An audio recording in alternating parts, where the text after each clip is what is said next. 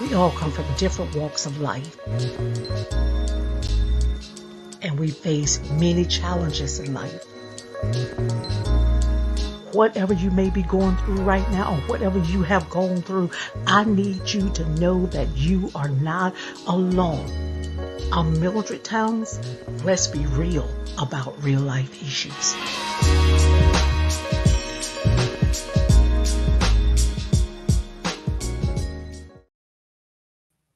Hello, and welcome to Let's Be Real About It, where we're real about real life issues.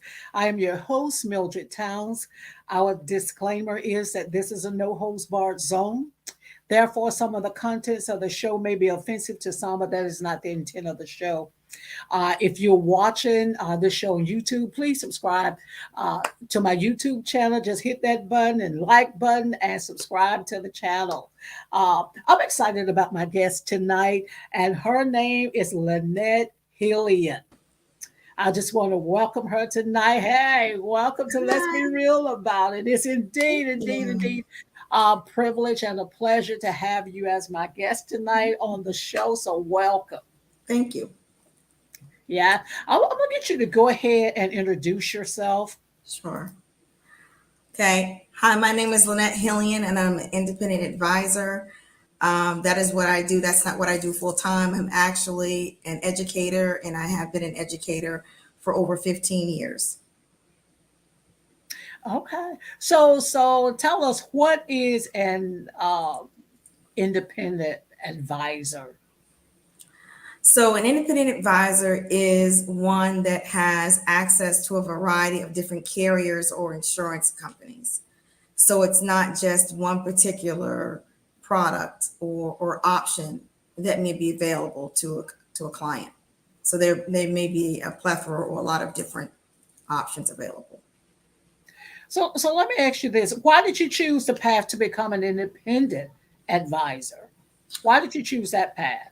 Well, I chose that because you can either be one that's exclusively with one company, or you can be an independent advisor. And that means that, as I said before, that you have the variety of carriers that you can actually, in terms of different products that are available based on the needs of the client.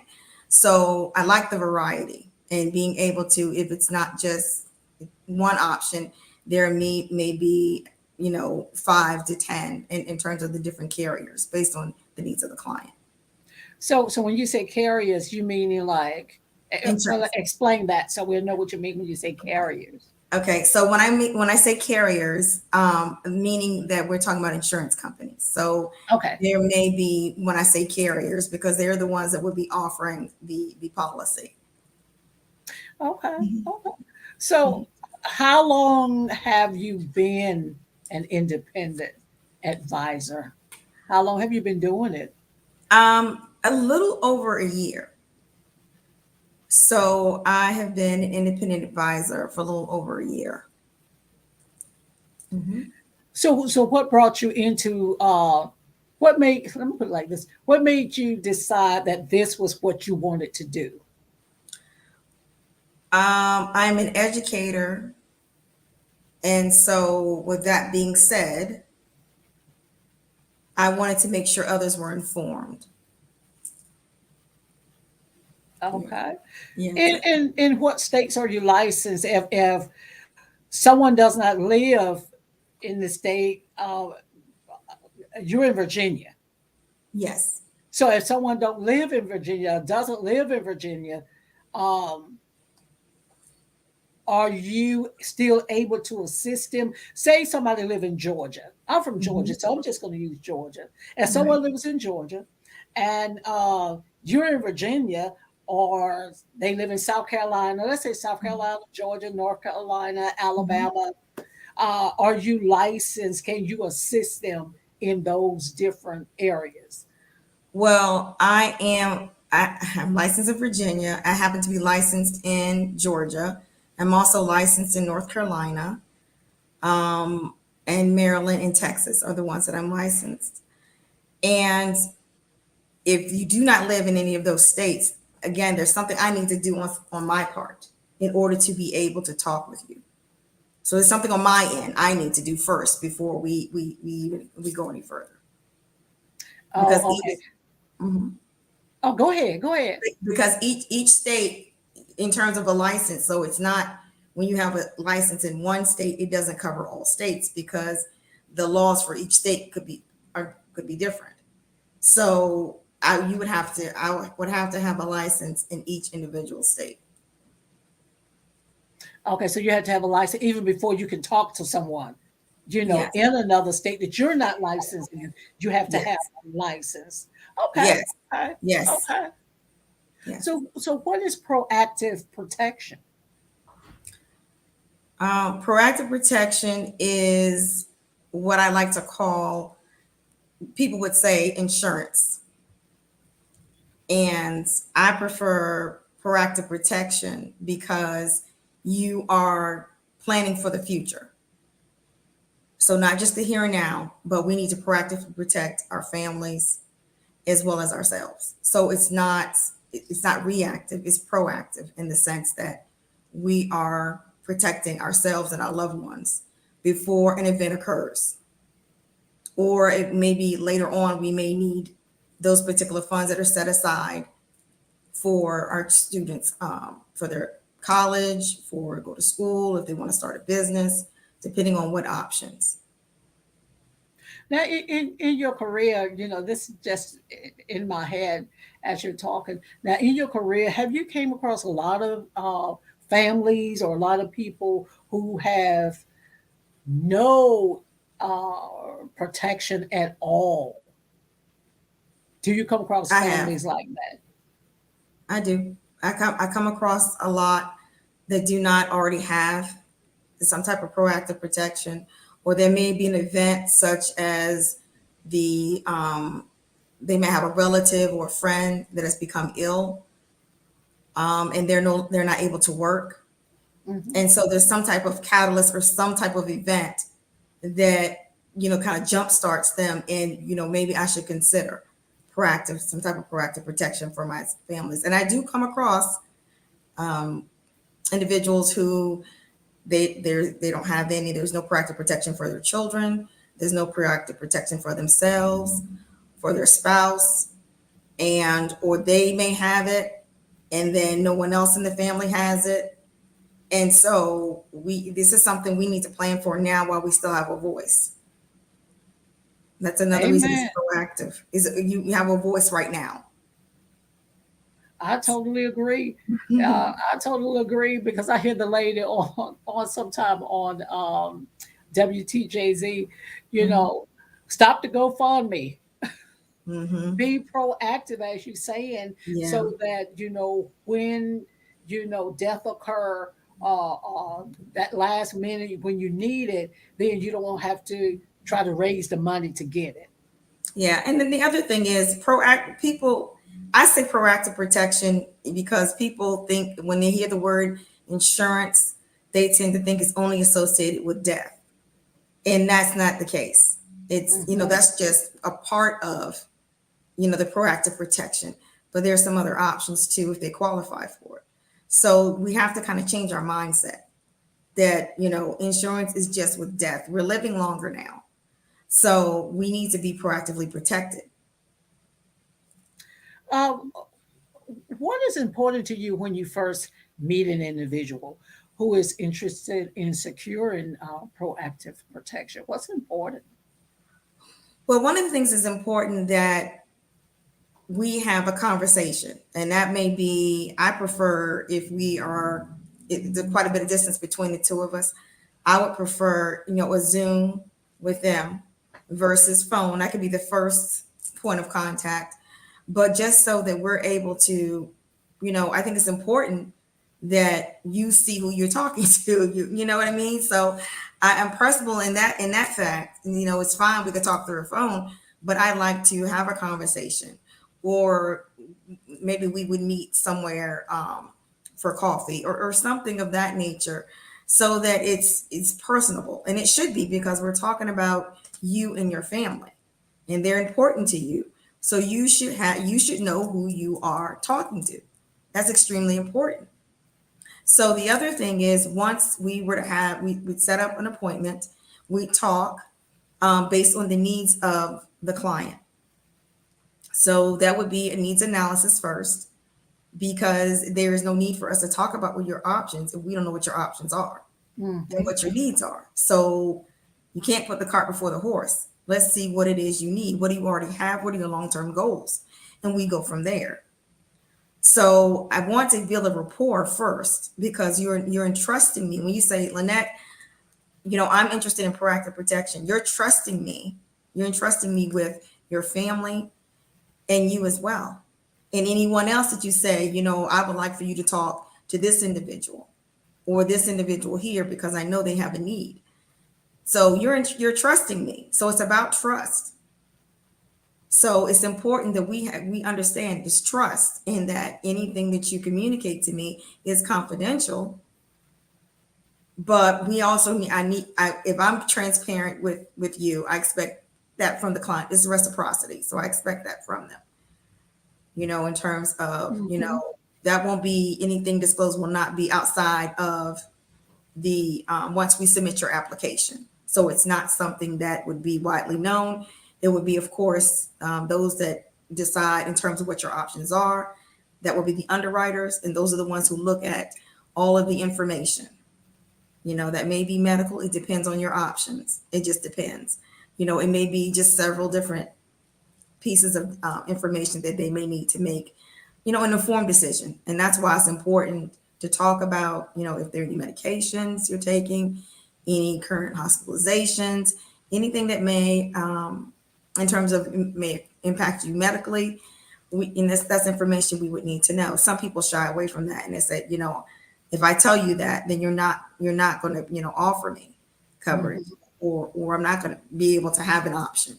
But you don't know that until you provide that information. We complete an application and we see if you are approved or qualified for particular options.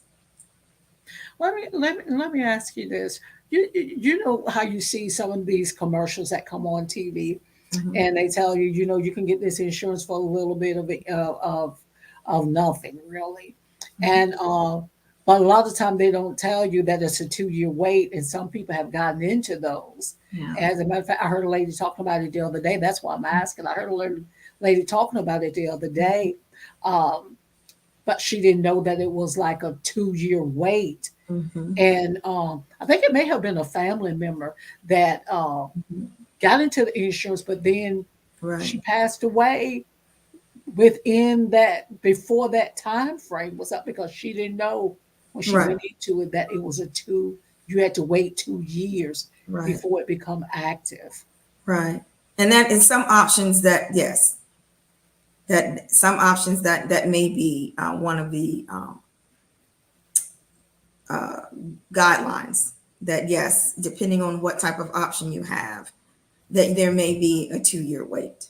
And then after, in terms of if you have a particular option that is, let's say 50,000, then you may have to wait 2 years in order to actually get, if something would happen after 2 years, then, of course it would be that entire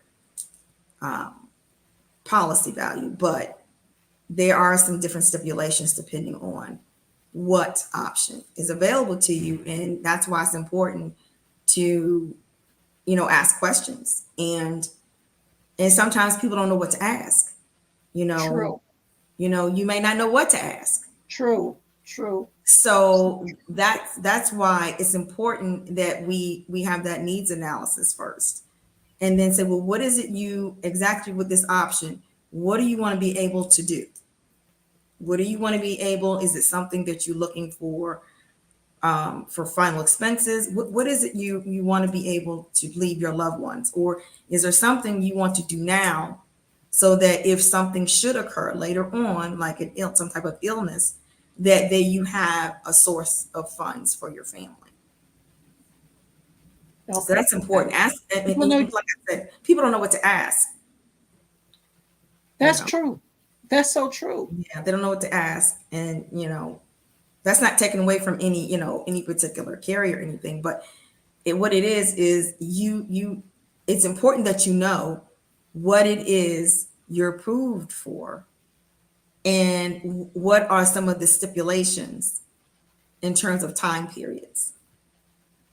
So those are the things you need to ask. If I have this particular option, and it may be guaranteed or what have you, that but there may be that you have to wait a particular period of time in order to have that actual entire amount for the policy. Why is it important for everyone to proactively protect themselves and their loved ones? Well, one of the things, the whole reason that I became an advisor is, independent advisor, is that we know certain events are inevitable. So why not go ahead and do that? As I mentioned before, that you have a voice. That's what's most important. Because if later on you may not have that option to actually have a voice or say, and then your family members, then that's extra stress and distress on them, and so now they have to, be concerned with, well, how are we going to make sure we're able to do this? Or, if there's a death, how are we going to do this? And then so family members, what they do is they say, okay, well, we need to figure out, this is what it's going to cost. And then how are we going to make sure that we're able to take care of those final expenses of our loved ones? So in addition to trying to determine how you're going to do it, you're not able to grieve. You can't grieve. It's a bit much. It's already enough that you may be coping with the death, but it's hard to do that and try to handle those particulars. So it's difficult to do that. So, for example, my family, that's one thing. I mean, I understand it's a difficult conversation when you talk about death. People don't, something we don't want to talk about. It's inevitable. But my thing is, why not prepare? Prepare. I mean, so your family doesn't have to be in distress. They're already going to be grieving and missing you. So don't add that extra to them.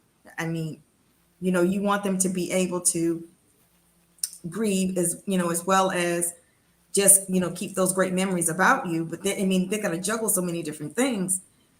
Sometimes that's not good for them either. So it's important. In my family, we talked about those. I mean, they're uncomfortable, and but we talked about them. We talked about proactive protection. We talked about making sure we knew where everyone's. Now, once you have a policy, you need to make sure you let someone know where it is, so they know where to locate I it. totally agree. So it's great to have it, but does somebody know where they can find it, or do several people have a copy of it?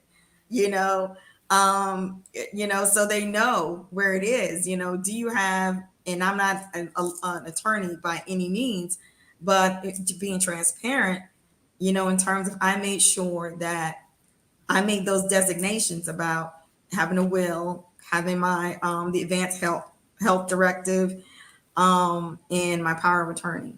So I made sure I had all of those documents and any information about any policies, and I provided that to the person who would be the executor of my estate. So she has all of that. So you have to have and people don't want to talk about it, but we have to talk about them, because at least someone will know that, when your death does occur, where to find the information and what company. I mean, there's lots of different carriers. So there's a whole lot of them. And so you wouldn't even know where to go because there's that many. So why not have those in a safe place? And then someone knows exactly where it is. But proactive protection most is necessary. And so. I totally agree. Because I keep telling myself, okay, I got to go get the power of attorney. I got to do this. I got to give you all this, concerning me. And you know how we sometimes delay it, put it off, forget about it. And then you think about it, and then I got to get it done. But, you just convinced me, remember, go ahead and get it done. go ahead and get it done. So, if something do occur, it won't be no headache on his wife, won't be no headache on him, Right. trying to figure out, well, I know my mama got insurance, but where is Right. it? Right. So, Right. yeah, And you don't want them looking for it. I mean, they're I won't have already, to look for it. yeah, they're already trying to, grieve, and so that's just one more thing to put on them.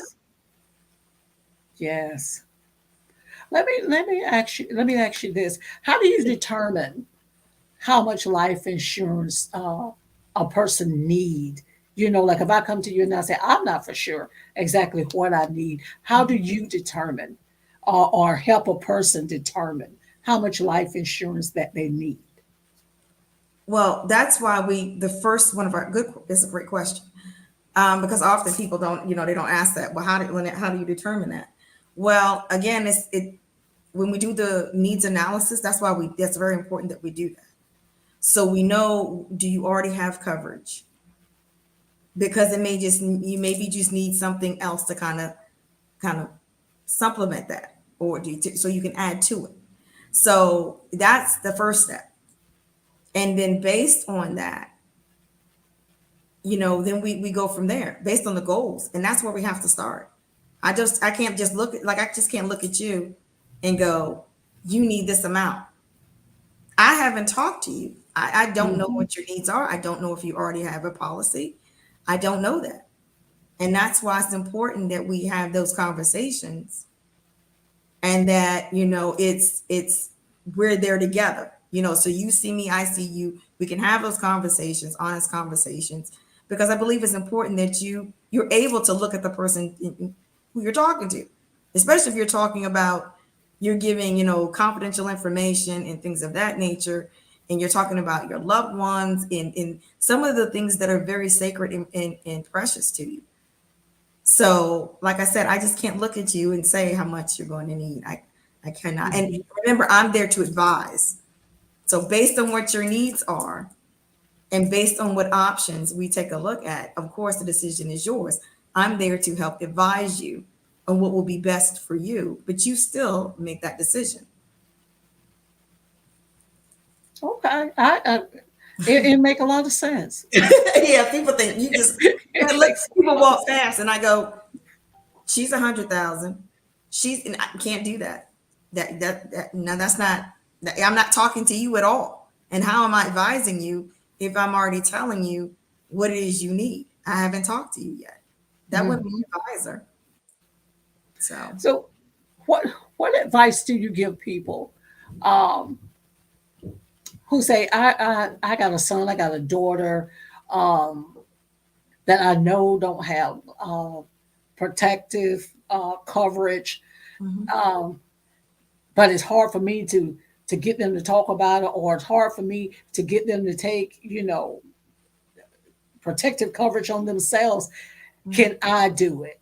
So, what advice would you give them? Can I take insurance out on my loved one? That's an awesome question, because I actually had a client that I talked with her, and her son was adult son over the age of 30, and he didn't have any coverage. He had no coverage whatsoever. And so she was like, I'm concerned, and he doesn't have anything. And so she was willing to, she said, I would like to she said exactly what she wanted. And we looked, and I advised her on it. And it was something that she could, contribute to on a monthly basis as part of the premium. And so he was approved, and of course he qualified for that, and so now he has coverage. So if it's an adult child, it has to be some type of relationship there. Hmm. So because that particular person would have to be present when we are talking about proactive protection for them. So it's not that you can just say, I like to obtain a proactive protection policy for my son, and then your son knows nothing about it, and he would also have to sign the paperwork as well. Excuse me. So it is possible to do that. But the person has to be, who you're taking the insurance out on, has to be present at the time because they have to sign the forms. Well, this how I operate is, I mean, the person that's insured needs to know that there is a policy and Mhm. they are the insured. And so their signature is required as well. So it's not just I need to get a policy for a particular, for my son or my daughter or my nephew or whomever, but they would need to know that. They would need to know that in terms of, now I'm talking about those who are over the age of, who are 18 and over. So if they're younger than that, of course, it's the parent or guardian because they're not an adult. And so, but that is possible because I've actually had that happen. Let me ask you this too. Sure. Um, is there a statute of limitations? Say, for instance, someone passed away, Hmm. and just by chance you can't find the policy at the time they pass Hmm. away. Hmm. And is there a statute of limitation if you just happen, let's say, 30 days later, come across an insurance policy? Hmm. Is there a statute of limitations? I have not been aware if there is, and that's actually a good question. So I don't believe so, as long as the policy is, you have, you find the policy. I mean, it's been 30 days. I mean, you know, so it just really depend on the policy, but I have not heard of any. I'm not saying that they're, of course it could be 3-4 years later, depending on the particular option. But that's actually a very good question. A very good question, but not to my knowledge. Okay, No, okay. because depending on it, what it depends upon is the policy, and what are the particular guidelines for that policy. Were there any loans taken out, if it have a cash accumulation, if that's an option. So it depends on lots of different things. So it could be $100,000 policy, but if the cash accumulation, let's say, is 20,000 and someone takes out 10,000, for that, then the actual policy plus the accumulation value will be less because you've taken out the loan and it wasn't not paid back on the for the policy. So, but it's a very good question. That's not something. It's a good question. And you mentioned the I believe so. cash value. Um, a policy, if there's cash in it, and say someone passed away, it's 30 days later, a year later, you find the policy, and if there's cash value in the, will the cash value continue to pay for the policy? Well, once if the insured has died, then they're the insured, then they're not being insured anymore because they are deceased.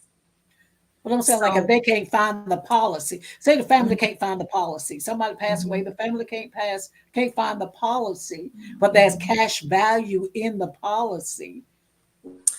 it would depend on, a couple of They things find it a though. year later. The person dead, now it's a year later. Mm, Value in the policy continues to pay for the policy. right. Well, I would think that that's a good question. That's a good question in terms of they're not informed about whether Yeah, you can't find the policy. The person a dead, year and now later. it's a year later, but they had cash in the Mhm. policy, even though you may not be making the payments on the policy, but there's cash in the policy.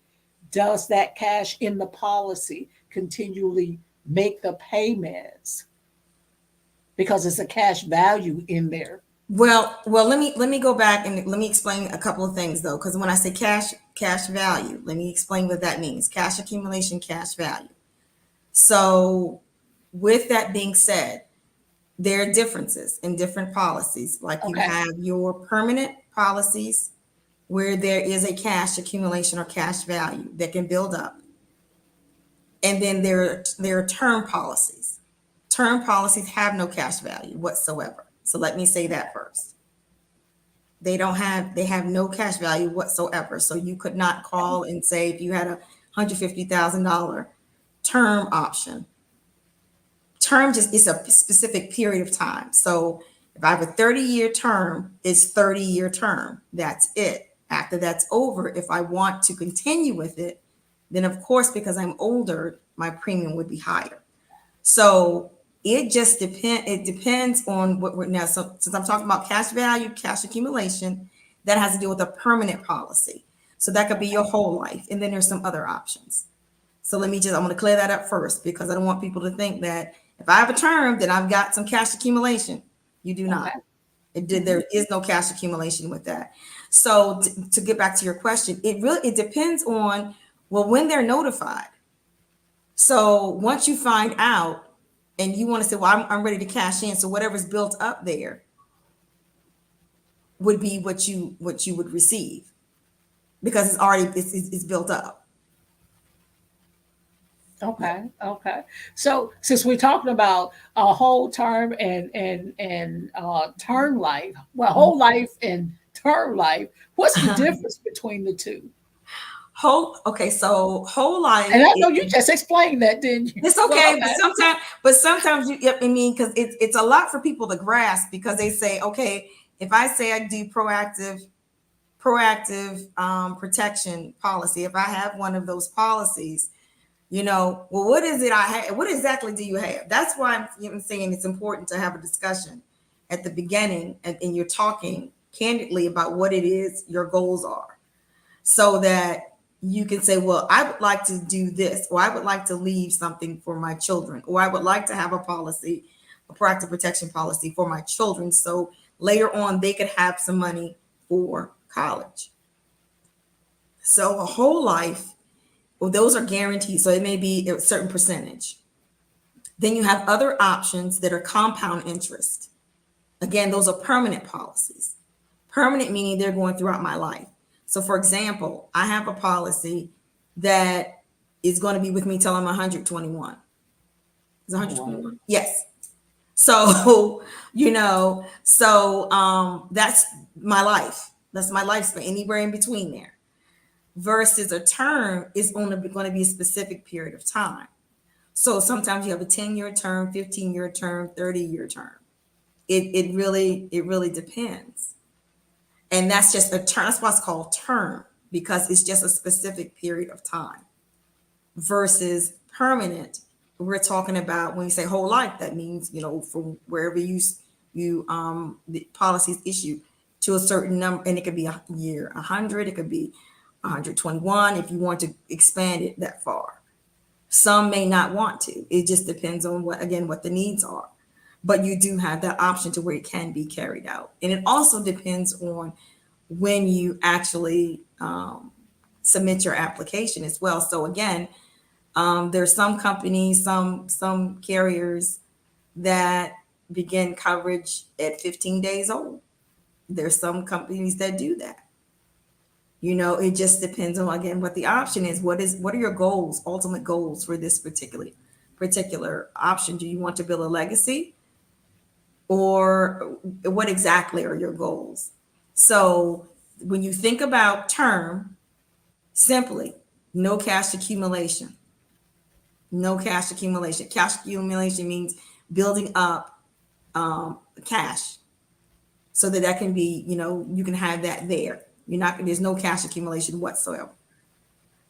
With a whole life or some other options that are permanent, that will help build up cash accumulation, because it's a permanent policy versus just a particular period of time. Okay.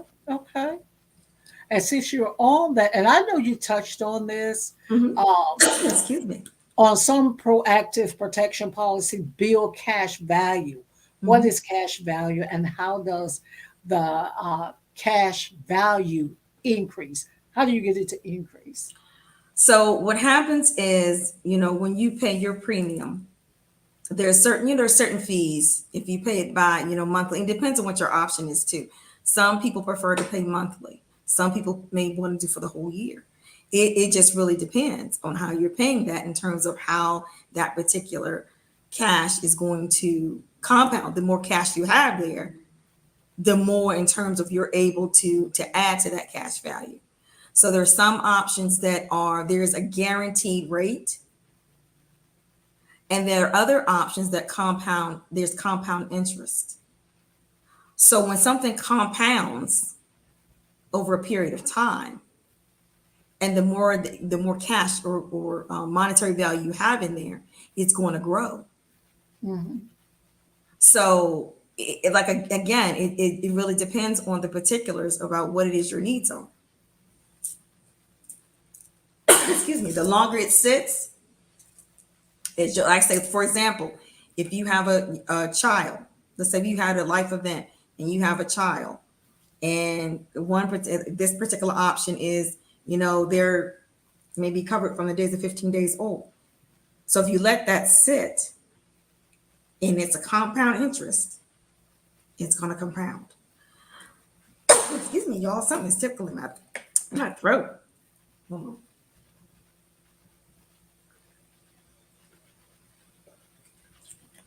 So that's what that is in terms of the comp. It really depends on the option. If it's a guaranteed option, where there's a particular percentage, or is it one that it's compound interest and it compounds? When you talk about final expenses, Yes, ma'am. because I know we had mentioned that too. Explain to us what you mean by final expenses. So final expenses is one, I know that's one area we don't like to talk about death.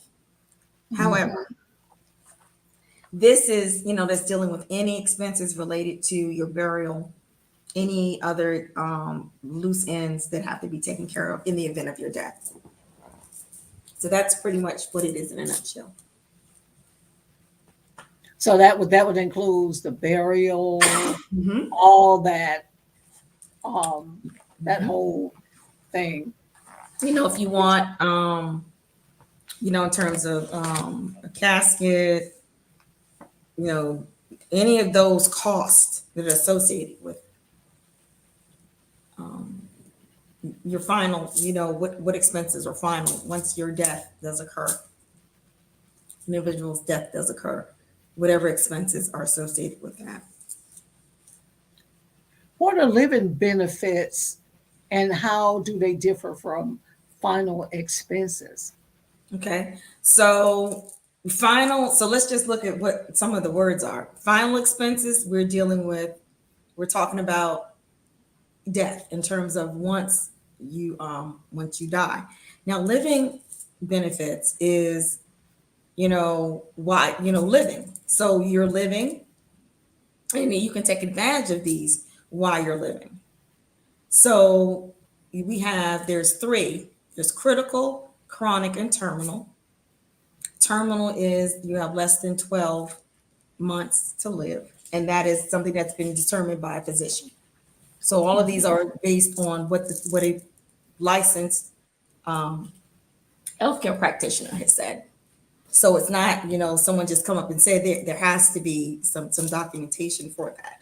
So, for example, chronic it talks about are you able to do 2 out of the 6 activities, or there's a certain amount of activities are you able to do? That means bathing, being able to take care of yourself, and things of that nature.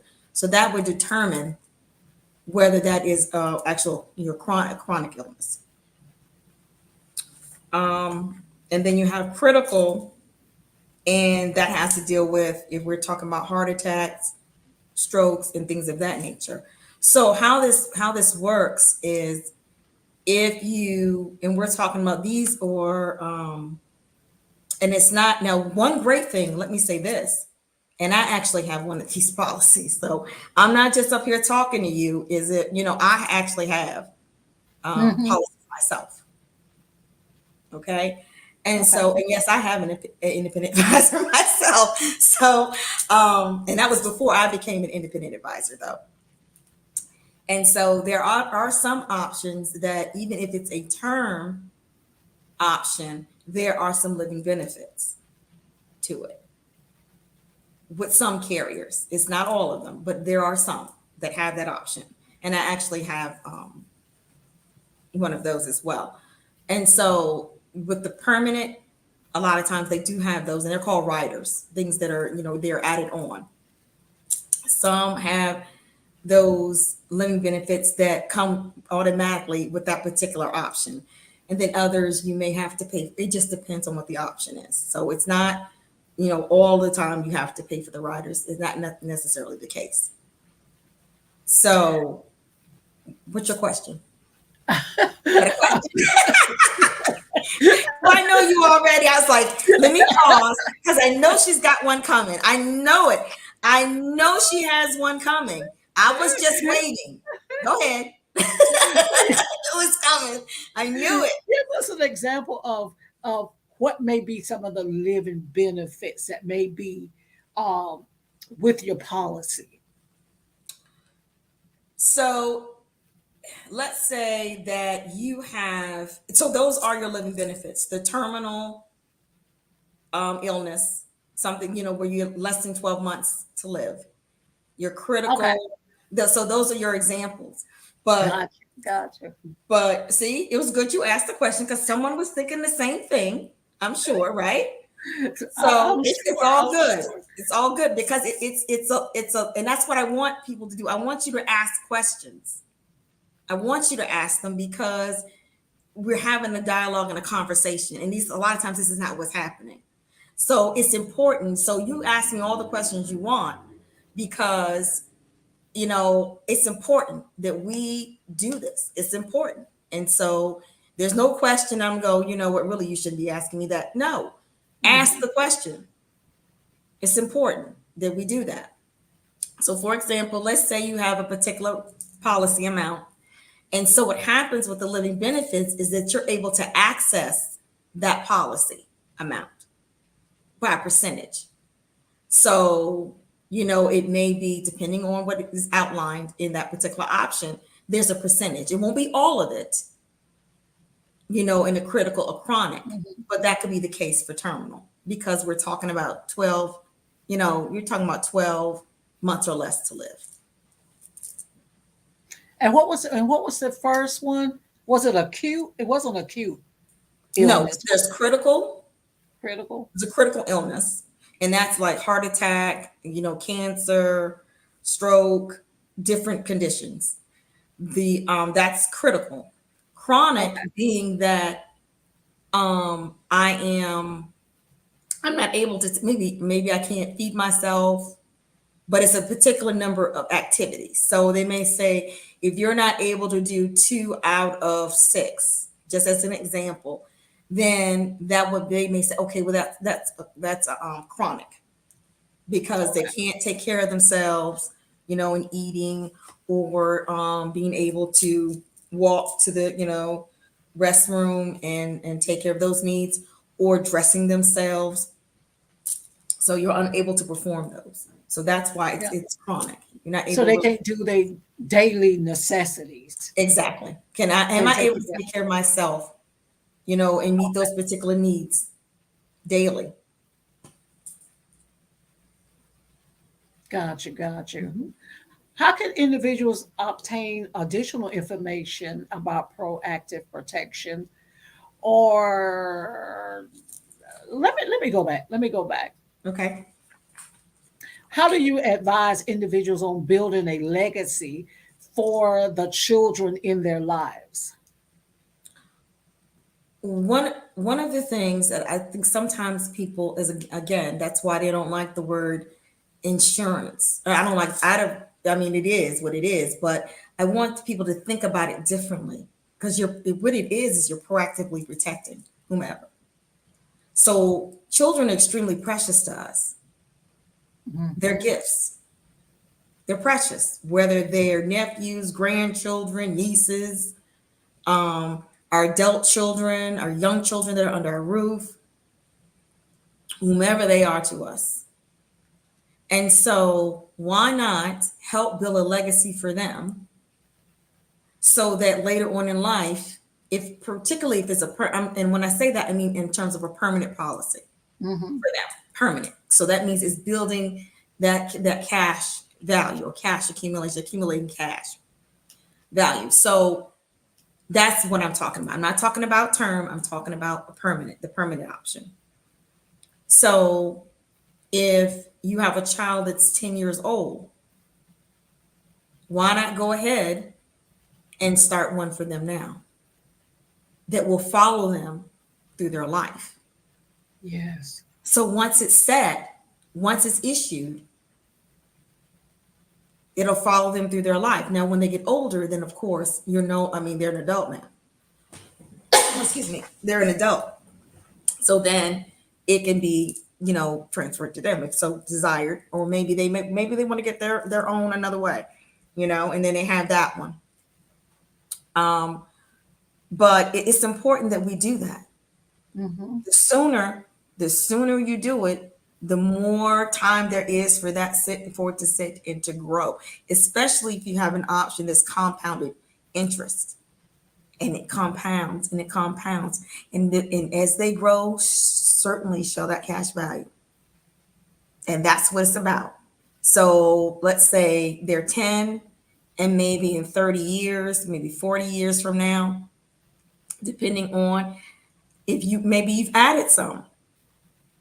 You said, well, I want to add some more. I want to increase this so I can make sure they really have, when they get ready, that they really have a substantial amount. Mm-hmm.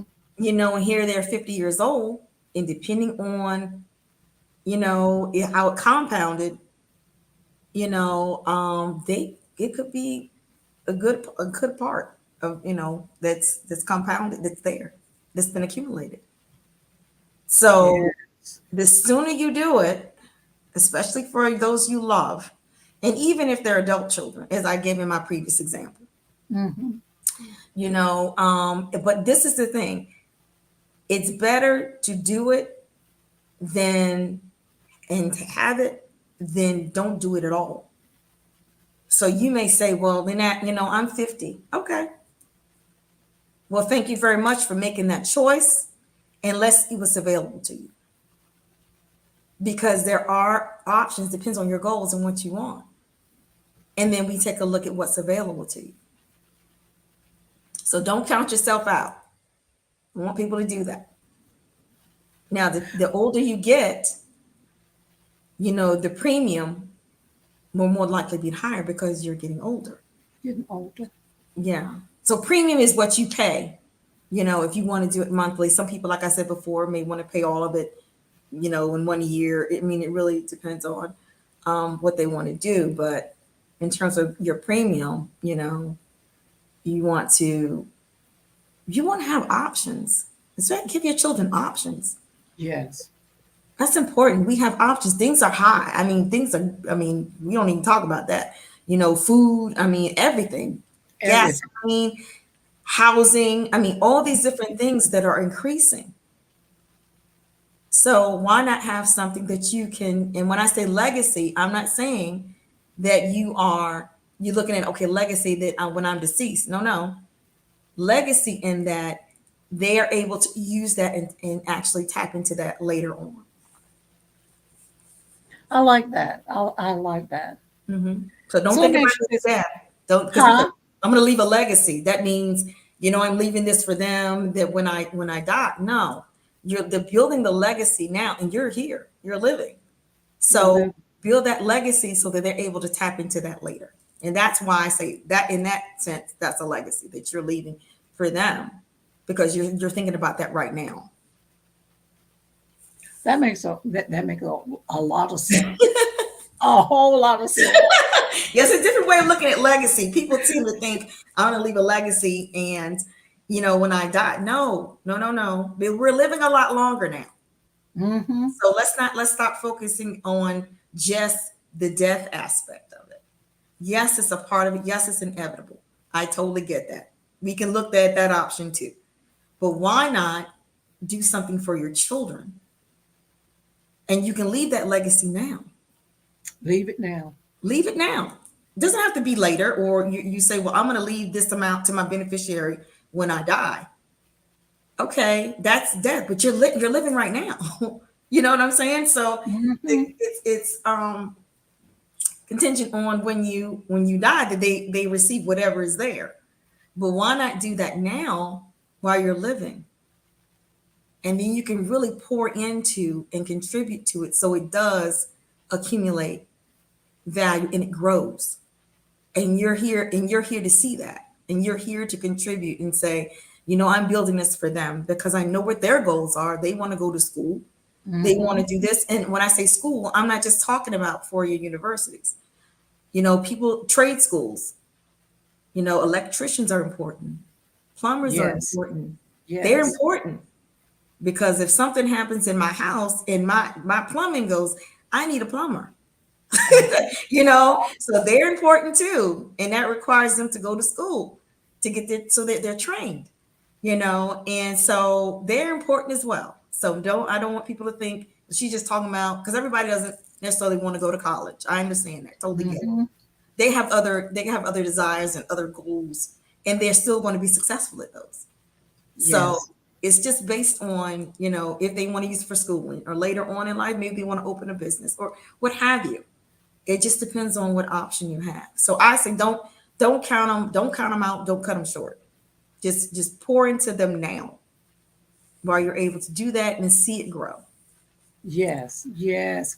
And I have one final question. As a matter of fact, it's going to be a two-part Okay. in the time that we have left. Okay.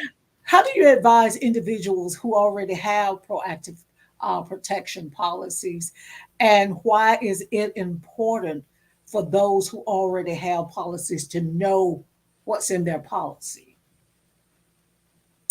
Again, if you have already have a proactive protection policy, what happens is that we can still have a conversation. We can still talk about it. Let's see what you have. Do you know what you have? Because I did a podcast last week on what's in your policy. Do you know what's there? And especially if you received it, let's say 20 years ago. Do you remember what's in there? Do you need to revisit it? Do you understand what's in there? So it's important for us to review those as well. And that's not to say, well, you need to get, not say what, that's not what that's about. It's about, okay, that's what you have, and that may be good for you. That may suit your goals just fine, and that's fine with me. But at least I know that you are proactively protected and it meets your needs. That's the important, that's the most important thing to me. It's not to sell you. It's not to do that. It's to inform you, to help advise you. And then if you already have something that is meeting your needs, then fine. It's okay. It's meeting your needs. But then since you having your needs met, then is there someone else that you would like me to talk to? And you may say, well, I'm good with that, but I want to start something for my daughter or my nephew. Or so it could be you're good. But then you may have those that you love that you want to say, well, listen, I really, really need to get something for them because they have these goals and we want to make sure they're able to reach those goals.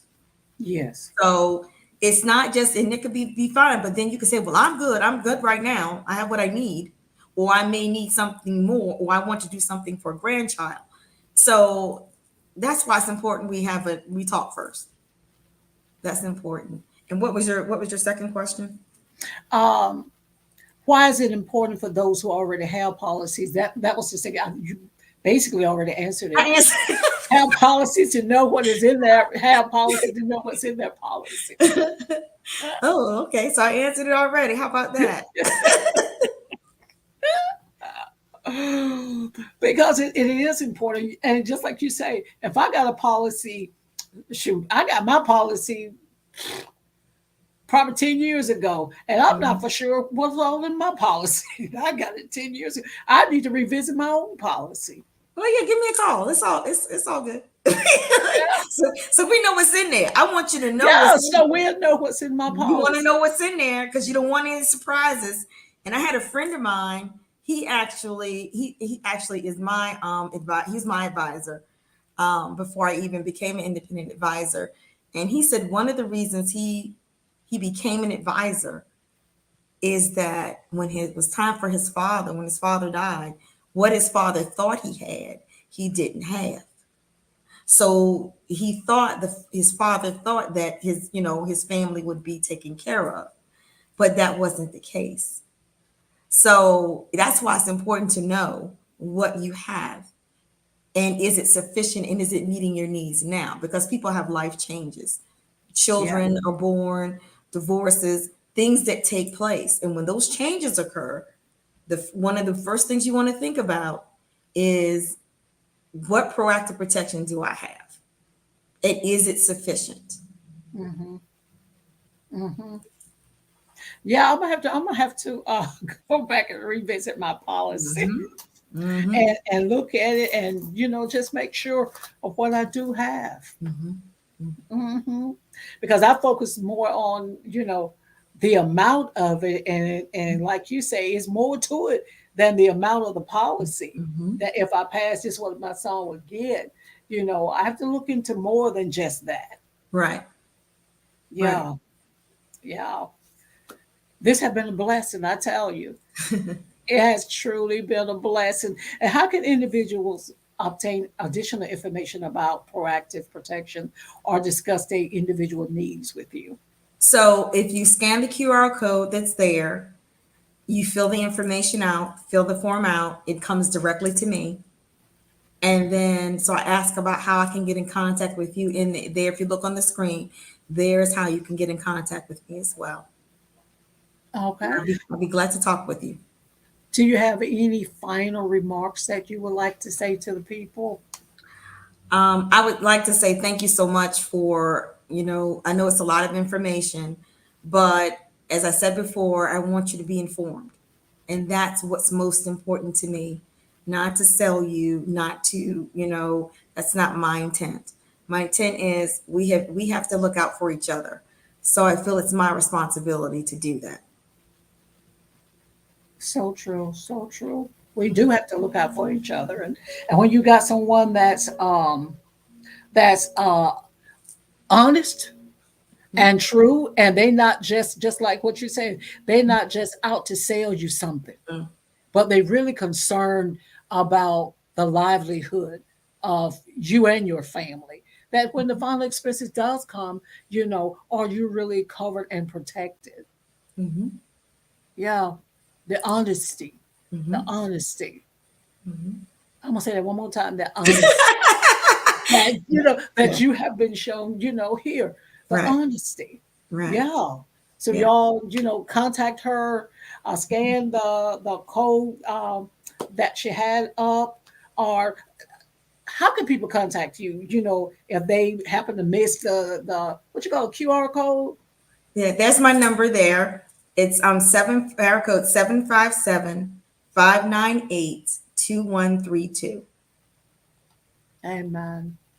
It has been truly a blessing. And thank you so much for being on the show. I can't Sure. thank you enough. I can't thank you enough for Well, taking the time out of your schedule and sure. coming, just talking to the people and giving them, something to really focus on and something to really think about, in the days ahead, in the weeks ahead, that's coming, because we never know. We never know. Right. Because life is changing. Things are happening, just like you said. And y'all, please subscribe to my YouTube channel, Let's Be Real with Mildred Towns. Please go on there and subscribe to it. If Let's Be Real has been a blessing to you, please consider sending a love offering to $ Mildred Towns.